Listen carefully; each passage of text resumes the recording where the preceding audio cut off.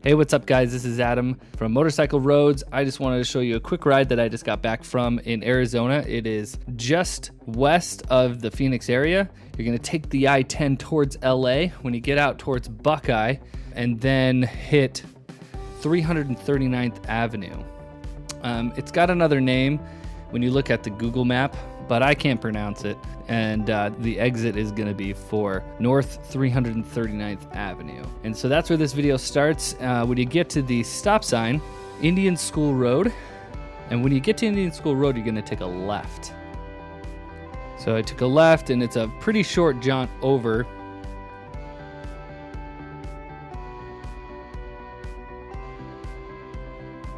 Where you're going to get to, what is it, 355th Avenue, and you're gonna take a right.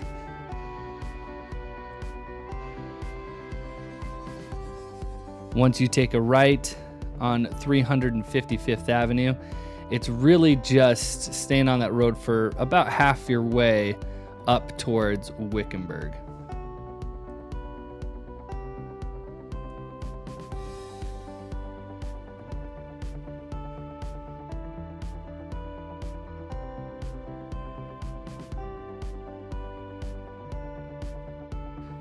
As you ride, 355th is actually going to meet up with Aguila Road, and it's really a pretty place. Looking to your right, you're going to be seeing the White Tank Mountains. Those mountains kind of separate the end of suburbia with the open desert. On the other side of those mountains, you're going to see like Surprise, Arizona. But as you get to the north end of those, you'll have Whitman on the other side and Morristown. These are all roads that towns that you're going to go through on your way back from Wickenburg into Phoenix. It was a really pretty day. This video was shot in September, late September 2016, and that just means that it was still pretty hot. As you can see, there's some clouds in the sky. It was in the 90s that day, and the ride from Phoenix out to the road up to Wickenburg and back took me about 3 hours or so, and I got pretty sunburnt. I left the house without putting any sunscreen on, which was a mistake. So the fact that I was wearing a watch gave me a nice white watch print on my wrist.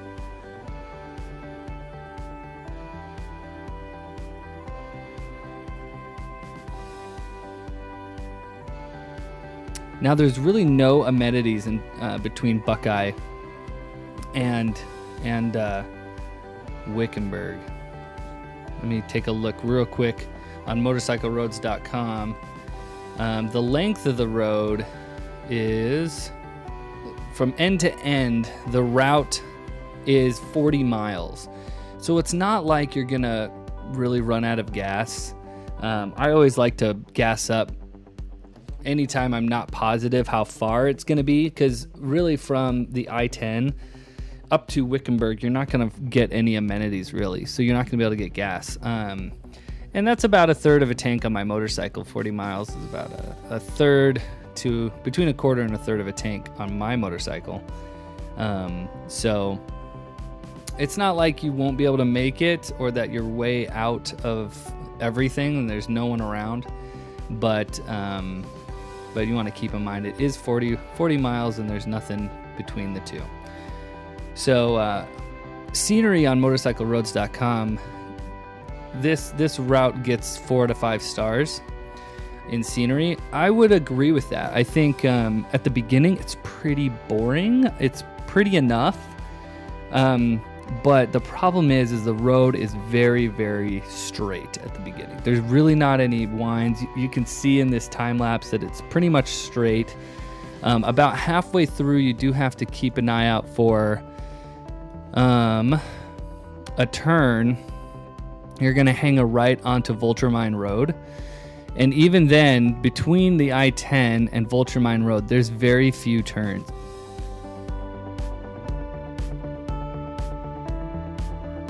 right now onto Vulture Mine, as you can tell. Stop to check my map. And then Vulture Mine Road, after you take that right, is a beeline all the way into Whispering Ranch Road, where you're gonna kind of get into like this Vulture Mine area where there's a lot of ranches and things. Between Vulture Mine and Wickenburg is where you start to get into this kind of mountainous area. The road quality is pretty consistent throughout. I did notice there was a couple of times where I hit cattle guards that weren't the smoothest transition. If you've been riding a lot, you know cattle guards are a wild card. You don't know if that is going to be a smooth transition or if it's going to buck you a little bit. So just keep in mind that as you're going across cattle guards, that not all of them are all that smooth. I hit one that was a little bit too fast when I hit it, and it gave me a little pop off the seat. It wasn't too crazy, but it's definitely something to keep in mind. And there's cattle guards throughout because you're kind of by ranch land and you're a little bit out of town. So right now, I'm still on that beeline, that straight route. This is why we do the time lapse, so that we can get from get through to the cool stuff more quickly. It actually doesn't have much traffic at all. The road is in decent quality. I didn't have any problems with potholes or excessive dirt on the road. It didn't feel slick or anything. It felt really good. So the road quality is good. It's not brand new though. So keep that in mind. It's not brand new, but it's smooth, it's comfortable. And then the roadside amenities, just keep in mind that you'll have something at the very beginning of the route and at the very end of the route. So now I'm getting into some of the curves. You can see all the saguaro cactus. It's starting to feel a little bit more like you're in mountains. You're not changing elevation much. You're just kind of winding through town and through some of these rolling hills. They're not big mountains. You can kind of see them off in the distance. But this is where it starts to get a little bit more fun, a little bit more technical. And it's a cool way to kind of finish off the ride. So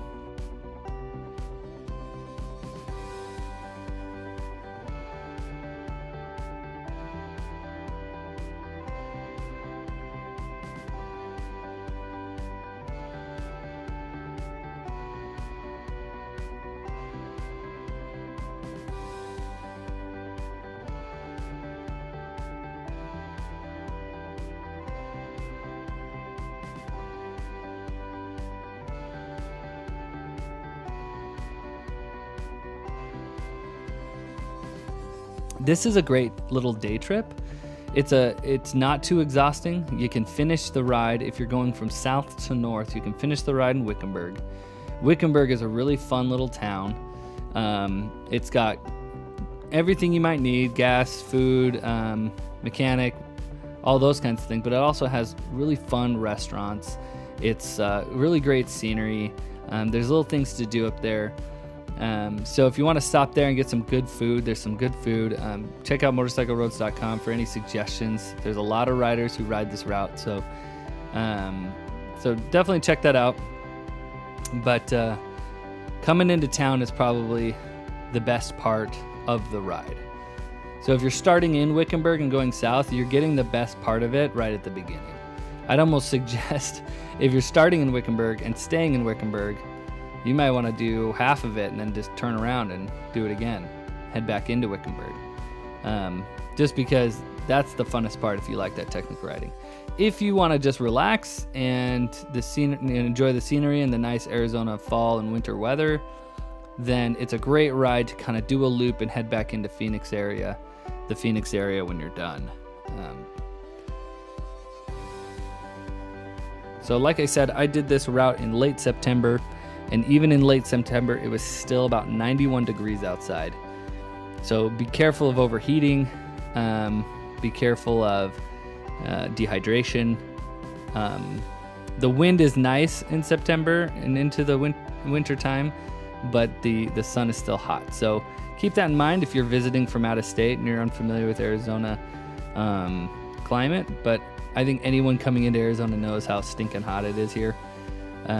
So just keep that in mind when you're heading out to stay hydrated.